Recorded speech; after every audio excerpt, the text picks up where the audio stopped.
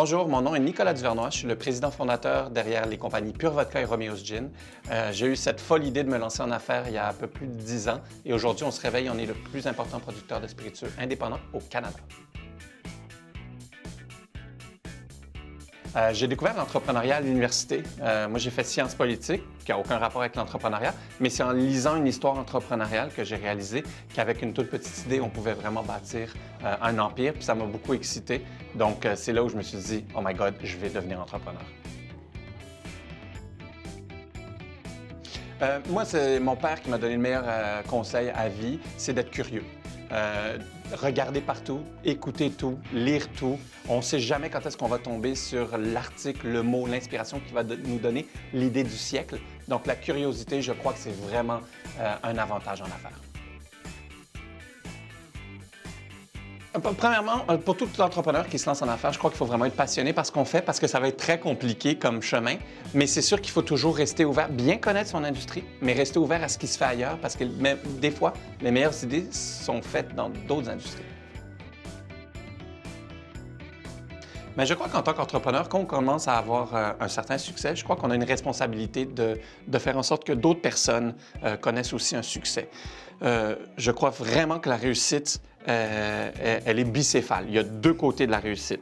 Oui, il y a une réussite monétaire parce qu'il faut que la business continue à croître, mais il y a une réussite sociale qui est très importante pour moi, qui vient tout de suite avec. Puis il faut que tous les efforts que tu as faits, tout le travail que tu as fait, servent à une autre personne que juste à toi.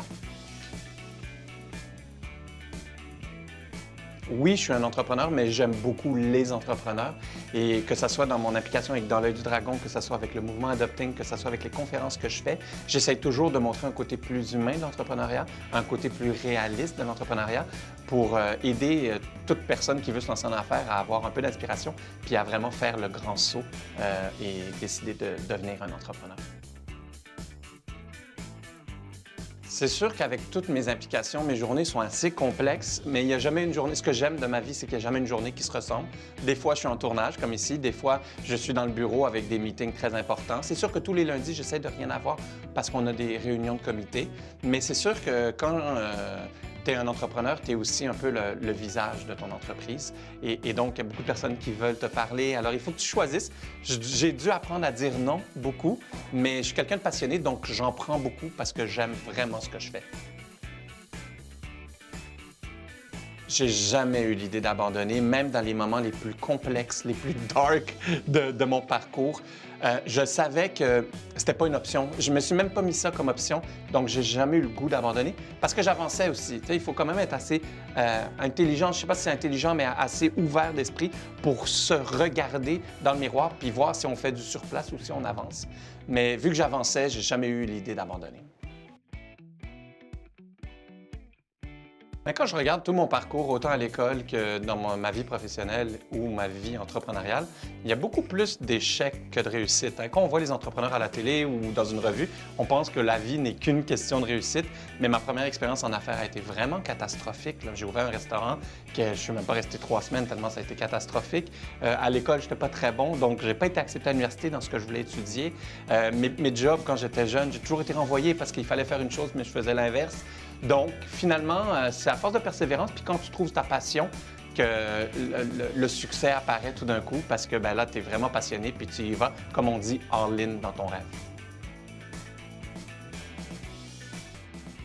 Ce que je réalise au quotidien en affaires, là, ça fait 10 ans qu'on a vendu notre première bouteille. Je suis encore une recrue. Tous les jours, j'apprends quelque chose. Et ce que j'aime, c'est que je crois que je vais apprendre tous les jours.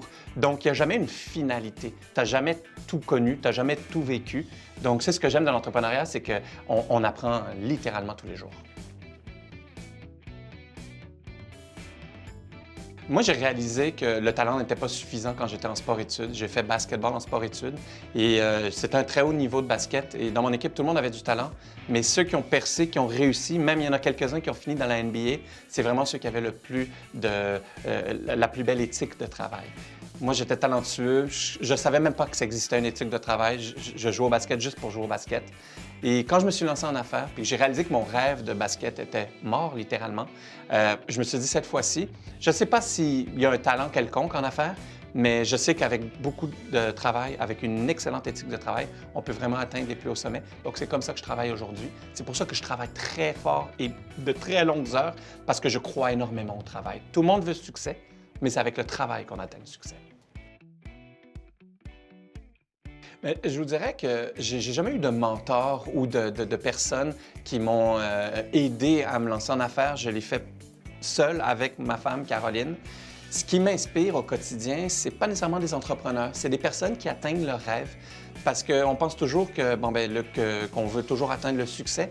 Mais moi, ce que j'aime, c'est le chemin vers le succès. Quand je vois un athlète olympique gagner une médaille d'or, j'imagine pas le moment où il est sur le podium, j'imagine les 20 ans de pratique. Quand je vois quelqu'un qui lance un album puis qui réussit très bien, j'imagine tous les concerts dans des bars bizarres qu'il a dû faire avant de faire une salle spectaculaire. Donc moi, c'est ces personnes-là qui m'inspirent au quotidien. C'est les personnes qui ont un rêve puis qui font tout pour l'atteindre. Au fil des 10 dernières années, on a pris 3 décisions majeures qui ont redirigé un peu l'entreprise de son idée d'origine. Au début, je voulais faire de la vodka, donc on en a fait de la vodka. Et très rapidement, j'ai vu la tendance du gin arriver, donc j'ai dû lancer un gin pour être first to market, le premier sur le marché. J'avais un immense avantage. Et on a été les premiers aussi à réinventer la catégorie des prêts-à-boire il y a 1 an et demi avec les canettes. Donc, ça reste toujours dans le même univers, mais on a su vraiment rediriger le bateau dans la bonne direction pour être sûr qu'il suive les vagues et le courant, pour continuer d'avancer, plutôt que se battre en permanence à essayer encore de juste vendre de la vodka, quand la vodka est encore populaire, mais c'est plus autant à la mode que quand je l'ai lancée. Donc, il faut toujours, moi je dis toujours, mon vrai rôle dans l'entreprise, c'est de voir ce qu'on va faire dans 3 ans.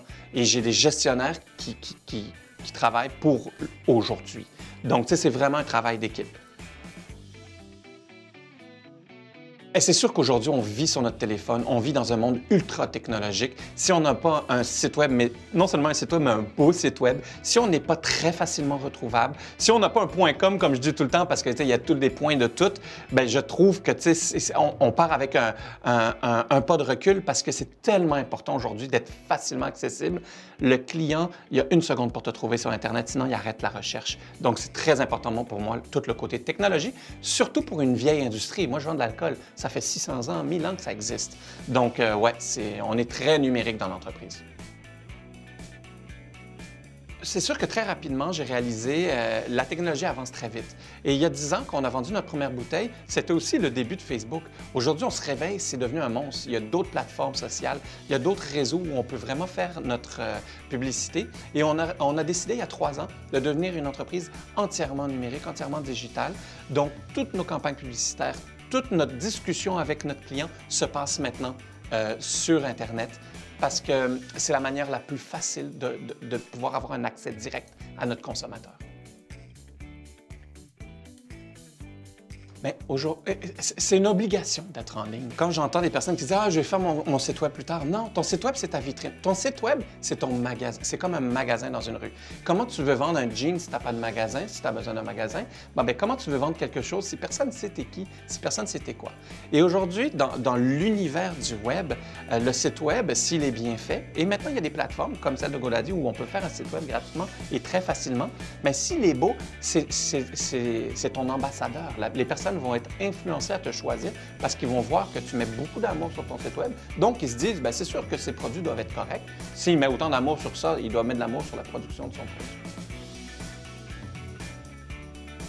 Ce qui est génial avec tout ce que GoDaddy a créé et surtout l'évolution aussi de GoDaddy, c'est que ça a commencé avec des noms de domaine, oui, mais maintenant on peut avoir notre site web, on peut avoir nos hostings de courriels, on peut avoir vraiment un one-stop shop, malheureusement, là, je n'ai pas le terme exact en français, pour tout entrepreneur qui commence.